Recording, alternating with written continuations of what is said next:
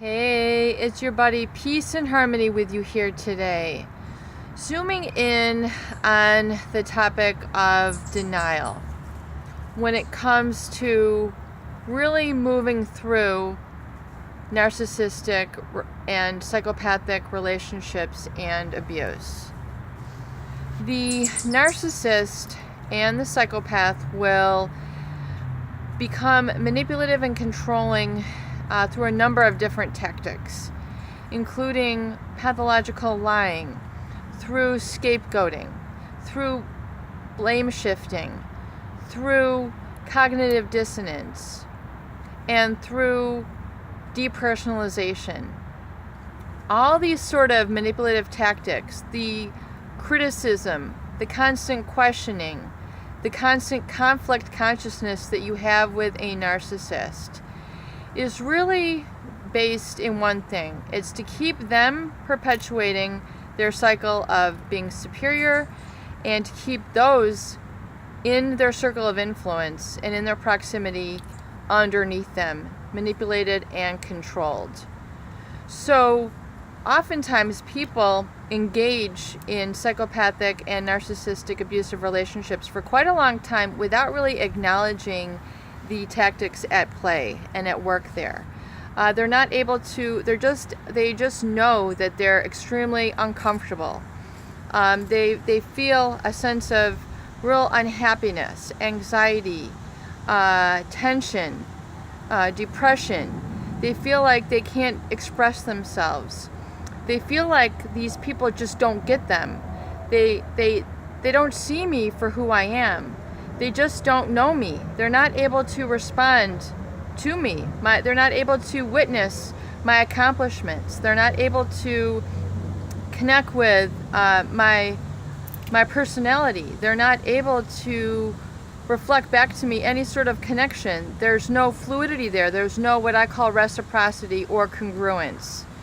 And that is really because the narcissist is lacking in one very important human quality, which is the quality of empathy.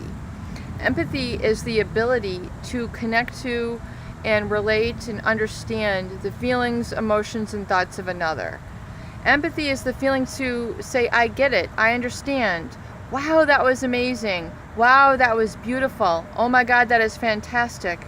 It's the ability to share emotions. It's the ability to watch a movie and say, oh my God, can you believe that? That was an incredible love story. Or say, oh my God, isn't that incredible? Look at that gorgeous view across the eastern seaboard. They're not able to share experiences, especially the accomplishments of others. They're not able to reflect it back. They're not able to acknowledge you because that would keep them on a level with a truth and a reality, and it would mean them owning the fact that they are equal. And the narcissist and the psychopath, they are not comfortable being equal. They're not comfortable sharing the space. They're not comfortable sharing that equality. They really work incessantly. Sam Vadkin describes it as an intoxicating need to surround themselves with supply. So supply is that which bolsters them up, feeds their ego.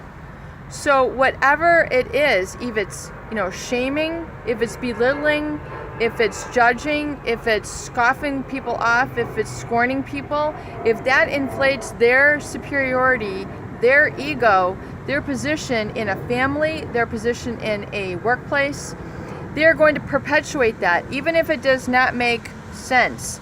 In fact, much of the narcissistic and psychopathic personality really is engaged in quite a bit of sadistic behaviors, thoughts, and behaviors.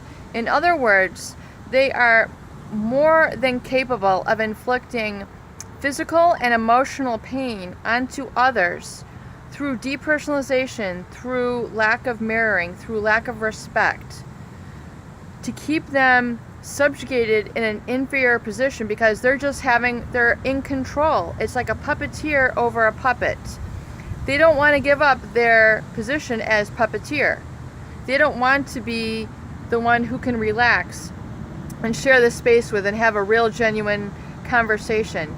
They're actually morbidly afraid of that. The narcissist is very self-protective of their superior position through the mask. They don't want that mask to crumble. They don't want that agenda to crumble. They're going to do whatever is required to keep that perpetuated and keep that going. So the tactics that are utilized will engage in so much really heinous and lethal sort of thoughts, behaviors, and disrespectful treatment of people that it's really quite amazing. But realize that once you're able to separate and see it for what it is, you can step out. In other words, if the shit is hitting the fan and you see it coming, you're able to step away. Step out of, from being in front of the fan and don't get hit with it. Let it fall on someplace else. If they're still going to engage in their narcissistic behaviors, let them, put all that toxicity on someone else, because they're eventually going to keep that going.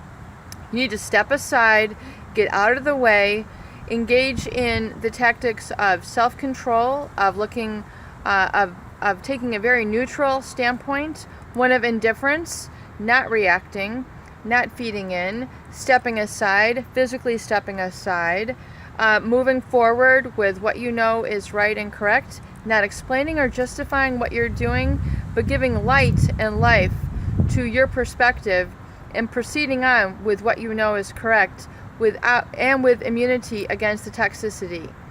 Peace and harmony with you here today. I hope these videos help.